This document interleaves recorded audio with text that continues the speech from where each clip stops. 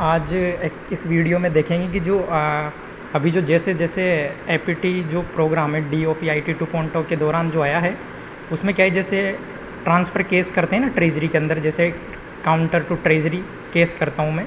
जैसे मैं अभी मेरी जो ट्रेजरी है एसओ की, उसमें 50,000 सेंड करना चाहता हूँ सुपरवाइज़र को। तो एक प्रॉब्लम जैसे ये ऐसे प्रॉब्लम आती है कि आपके पास अमाउंट है ही नहीं, तो आप ट्रेजरी के अंदर केस नहीं दे सकते, जबकि मेरे पास अमाउंट है। तो इस प्रॉब्लम का सॉल्यूशन निकालने के लिए क्या करना पड़ेगा, आपको बुकिंग सॉल्यूशन में जाना पड़ेगा। फिर आप काउंटर ऑपरेशन में जाओगे, फिर यहाँ पर एक कॉमन सबमिट अकाउंट, उसको आप ऐसे ओपन करोगे, फिर आप जनरेट अकाउंट करोगे।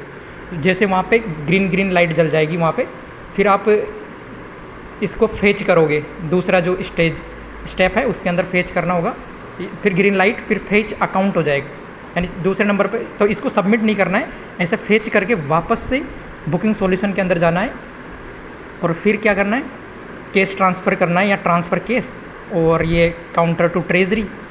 अब काउंटर टू ट्रेजरी मैं 50,000 भेजता हूँ और ये अब डिनोमिनेशन डालता हूँ कि मैं कितना, तो मैं 50,000 यहाँ पर डाल के इसको सबमिट करूँगा। तो यहाँ पे ग्रीन लाइट आनी चाहिए। तो देखिए वहाँ पे ग्रीन लाइट आ गई, इसका मतलब मैंने जो केस थी वो ट्रेजरी को भेज दी है। अब ये एसपीएम की आईडी में आते हैं अपन, और एसपीएम यहाँ पे जो मैंने केस भेजी वो यहाँ पे रिफ्लेक्ट हो जाएगी। देखिए पहले नंबर पे कि काउंटर नंबर 4 से केस एसपीएम को भेज दी गई है, तो एसपीएम यहाँ से सुपरवाइज़र के तौर पर अप्रूव कर देगा और उस केस को अपनी ट्रेजरी के अंदर ले लेगा।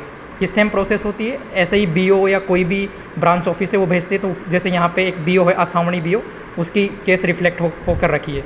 तो ये सेम प्रोसेस होती है। और अब जैसे यहाँ से मेरे पास से या ट्रेजरी के अंदर 50,000 आ गए हैं। Thank you so much.